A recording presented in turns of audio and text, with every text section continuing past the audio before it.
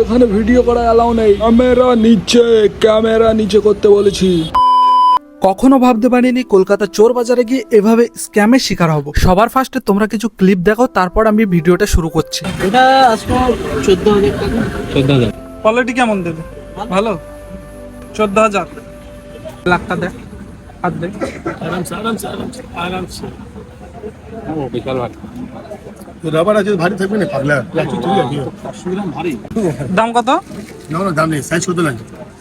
মোটামুটি দাম কেমন কি এগুলো? সাইজ কত লাগবে? সাইজ লাগবে আপনার লাগবে না। হ্যালো এভরিওয়ান, আমার লাইফে আমি প্রথমবার আসলাম কলকাতা চোর বাজার, যেটাকে বলা হয় চাঁদনি মার্কেট। আর তোমরা তো জানো এই জায়গাটা কতটা বিখ্যাত একটা জায়গা। আমরা নেমে পড়েছিলাম ধর্মতলা, আর তোমরা যারা মেট্রো করে আসবে তারা নেমে পড়বে এসপ্ল্যানেড। এক কথায় জায়গাটা হলো ইলেকট্রনিক প্রোডাক্টের খাজানা বলতে গেলেই চলে। আমরা চলে এসেছি, এই যে দেখতে পাচ্ছ আমরা ঢুকছি। আর এইখানে আসলে অবশ্যই তোমাদের সাবধান থাকতে হবে, যে কোনো সময় তোমাদের সাথে স্ক্যাম হয়ে যেতে পারে। আর জিনিসের দাম যা বলবে ভাই, তার থেকে 10 গুণ কম তো জিনিসের দাম হবেই। মানে কি লেভেলের দাম বেশি বলে তোমরা জানো না।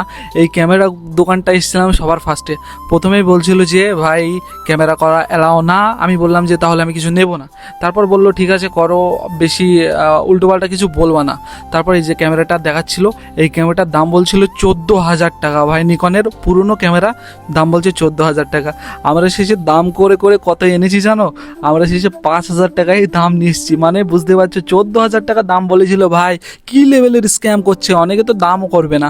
আর ওই যে দেখতে পাচ্ছ পুরনো যুগের ওই ক্যামেরাগুলো দেখা যাচ্ছিল এখানে। আর ওইখানে দামাদামি করার পরও আমরা কিছু নিইনি। তারপরে সামনের দিকে এগিয়ে যেতেই ভাই চারিদিক থেকে হাত ধরে টানছিল, বলছিল জুতো দেখে যাও, জুতো দেখে যাও দাদা, জুতো দেখো।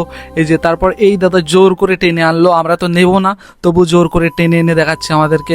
মানে এরা এমনভাবে ফোর্স করবে তোমাকে নিতেই হবে এমন কিছু। আর দাম যদি তুমি একবার করে ফেলো, না নিলে তোমার সাথে ঝামেলা বেঁধে যাবে ওইখানে। তারপরে এই যে দেখতে পাচ্ছ এই জুতোটা দেখতে বেশ ভালোই লাগছিল, বাট এটার দাম বললো 900 টাকা। মানে ভাই কিছু বলার নেই। তারপর আমরা যখন বললাম না নেব না, আমাদের দামে পোষাচ্ছে না, তখন কি বললো জানো? তখন বললো যে 500 টাকা। তারপর শেষে আমরা যখন চলে যাচ্ছি তখন 300 টাকা বলছে। আর আমরা একবার যেহেতু দাম করে ফেলেছি আর 300 টাকা উনি বলে ফেলেছে, সেজন্য আমাদেরকে মানে সে কি হয়রানি করছিল যে যেতেই দেবে না। তারপর ওইখান থেকে আমরা জোর করেই বার হয়ে চলে আসলাম।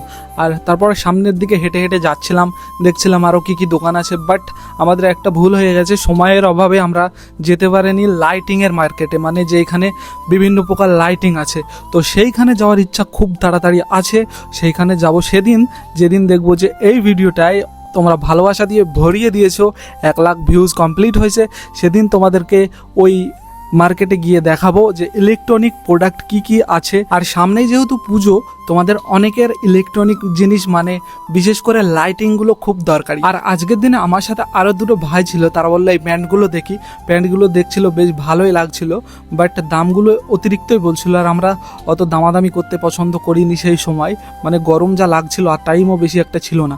তারপর একটা দোকানে এসেছিলাম মাইক্রোফোন নেওয়ার জন্য, বাট মাইক্রোফোন আমি যেটা চাইছিলাম সেটা আমি পাইনি। আর তোমরা যারা ইলেকট্রনিক ভিডিওগুলো দেখতে চাও তারা অবশ্যই সাবস্ক্রাইব করে পাশে থাকো, কমেন্ট করে জানাও ভিডিওটা কেমন লাগলো। আর ফেসবুক থেকে দেখলে ফলো করতে ভুলো না।